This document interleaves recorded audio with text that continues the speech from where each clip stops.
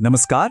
आज हम परमहंस योगानंद की टीचिंग्स के जरिए सच्ची खुशी की उस कभी न खत्म होने वाली तलाश को समझने वाले हैं। ये एक ऐसी जर्नी है जिस पर सच कहूं तो हम सब कहीं न कहीं चली रहे हैं। तो चलिए शुरू करते हैं और इसमें थोड़ा और गहरा उतरते हैं।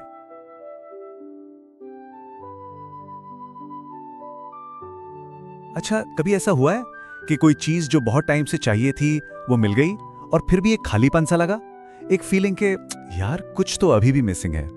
परमहंस योगानंद इसी फीलिंग को, इसी एहसास को एक छलावा कहते हैं। ये जो कुछ और की फीलिंग है ना, जो हर इच्छा पूरी होने के बाद भी कहीं ना कहीं मन में रह जाती है, ये ठीक उस रोशनी की तरह है जिसके पीछे हम भागते तो हैं पर उसे कभी पकड़ नहीं पाते। तो चलिए सबसे पहले इसी पहेली को सुलझाने की कोशिश करते हैं। ये जो कुछ और की तलाश है, ये आखिर खत्म क्यों नहीं होती? क्यों खुशी की ये दौड़ कभी खत्म ही नहीं होती? आइए समझते हैं कि ये पूरा साइकिल काम कैसे करता है। और ये साइकिल, ये हम सबको बहुत अच्छी तरह से पता है ना। पहले किसी नई चीज को पाने की एक जबरदस्त इच्छा जागती है, फिर उसे हासिल करने के लिए जी जान लगा देते हैं और वो मिल भी जाती है, लेकिन कुछ ही टाइम में उससे मन भर जाता है, वो पुरानी लगने लगती है और फिर वही कुछ और की तलाश दोबारा शुरू हो जाती है। तो सवाल ये है कि ये चीज, ये दौड़ बार बार फेल क्यों होती है? चलिए अब इस साइकिल के पीछे की असली वजह को समझते हैं, जिसे हम कह सकते हैं टेम्परेरी प्लेजर का जाल। देखिए, असल में तो हम सब अपनी हर कोशिश में बस खुशी ही तो ढूंढ रहे हैं, है ना? लेकिन गड़बड़ ये हो जाती है कि हम खुशी को उन चीजों में ढूंढते हैं जो खुद ही टेम्परेरी हैं, जो टिकने वाली नहीं है। हम रास्ते को ही मंजिल मान बैठते हैं। अब जरा टेम्परेरी प्लेजर और परमानेंट जॉय के बीच का फर्क देखिए, ये कितना बड़ा है। एक तरफ है वो सुख जो हमें अपनी सेंसेस से मिलता है, जो आता है और चला जाता है और अक्सर अपने पीछे एक खालीपन या दुख छोड़ जाता है। और दूसरी तरफ है आत्मा का वो आनंद जो कभी खत्म नहीं होता, जो हमेशा फ्रेश, हमेशा नया रहता है। और जाहिर सी बात है, कोई भी ऐसा सुख नहीं चाहेगा जो जाते जाते दुख दे जाए।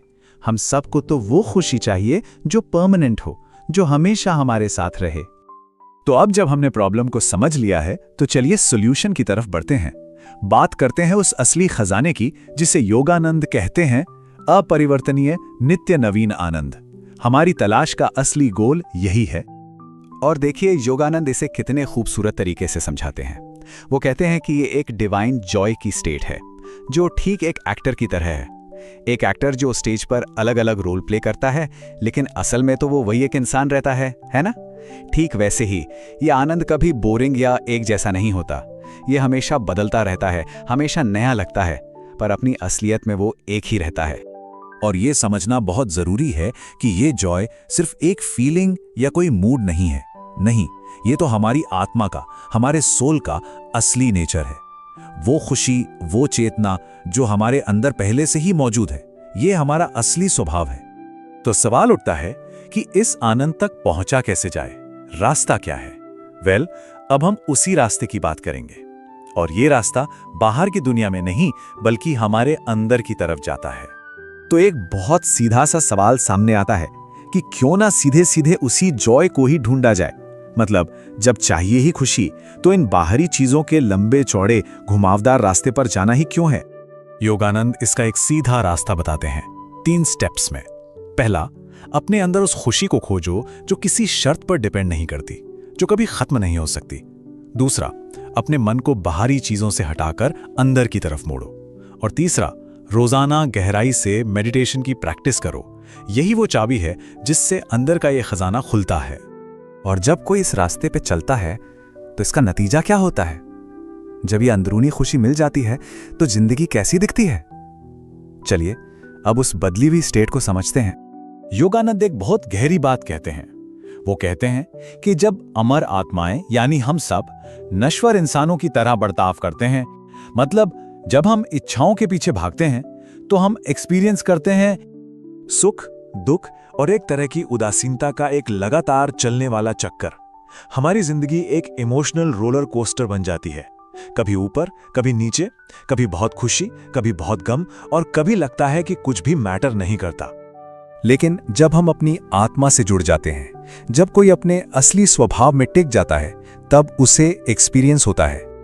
एक ऐसा जॉय, एक ऐसा आनंद जो दुनिया के सुखों के टूटने के शोर के बीच भी शांत और मजबूत खड़ा रहता है।